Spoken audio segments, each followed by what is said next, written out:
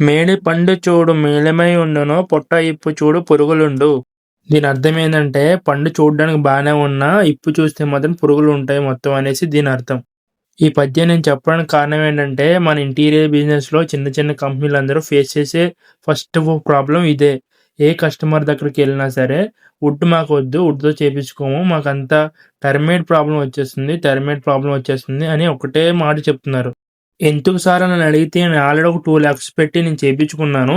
అది మొత్తం టర్మైడ్ వచ్చేసింది. నాకు ఇప్పుడు అస్సలు వుడ్‌తో వద్దు ఐరన్‌తో కావాలనేసి మాక్సిమం నాకొచ్చే రిక్వైర్మెంట్స్ అన్నీ ఐరన్ లేదా అల్యూమినియం రిక్వైర్మెంట్స్ ఎక్కువొస్తున్నాయి. దీనికల్ల కారణం ఏంటని నేను ఆలోచిస్తే 1 ఇయర్, 2 ఇయర్స్ వర్క్ చేసేసి నాకంతా తెలిసింది డైరెక్ట్‌గా కస్టమర్‌ని పట్టుకొని కాంట్రాక్ట్ తీసుకొని 2,00,000, 3,00,000 వర్క్ చేసి వెళ్ళిపోయిన 1 ఇయర్ అది టర్మైడ్ పడేసి చెదల కింద పడేస్తే ఇంక కస్టమర్‌కి నమ్మకం ఎలా వస్తది? దయచేసి అలా చేయకండి. నేను చెప్పేదేంటంటే మీరు ఇప్పుడు ఒక రూ. 4 మిగులుతున్నాయి కదా! ఇప్పుడు చేసేసినా నెక్స్ట్ టైమ్ బాధపడేది నెక్స్ట్ వర్క్ లేకుండా ఉండేది మనకి మాత్రమే. మీ వల్ల చిన్న చిన్న కంపెనీలు కూడా నాశనం అవుతున్నాయి. దయచేసి అలా చేయకండి. కస్టమర్స్ మీరు కూడా ఒక్కసారి ఆలోచించండి. ఎంత తక్కువ ధరకి ఎలా చేస్తున్నాడు మార్కెట్‌లో అంత పెద్ద రేట్లు ఉన్నాయి. ఏ ఇంటీరియర్ కంపెనీకెళ్ళినా మీకు ఓ 2 బీహెచ్‌కే చేయాలంటే 15-16 లాక్స్ కంపల్సరీగా అవుతది.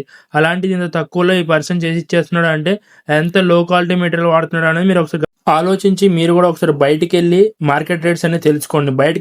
లేని పరిస్థితిలో మీరేమన్నా యూఎస్‌లోనో లేదంటే బయట ఎక్కడో వేరే ప్రదేశాల్లో ఉంటే మాత్రం నెట్‌లో సెర్చ్ చేసినా సరే మీకు అమౌంట్ అనేది వచ్చేస్తది. ఇంజెస్‌కి ఎంత రేట్ పడుతున్నాయి, ప్లైవుడ్‌కి ఎంత రేట్ పడుతుంది, వర్కర్‌కి ఎంత రేట్ పడుతుంది అనేది మీరు డీటెయిల్‌గా కనుక్కోవచ్చు.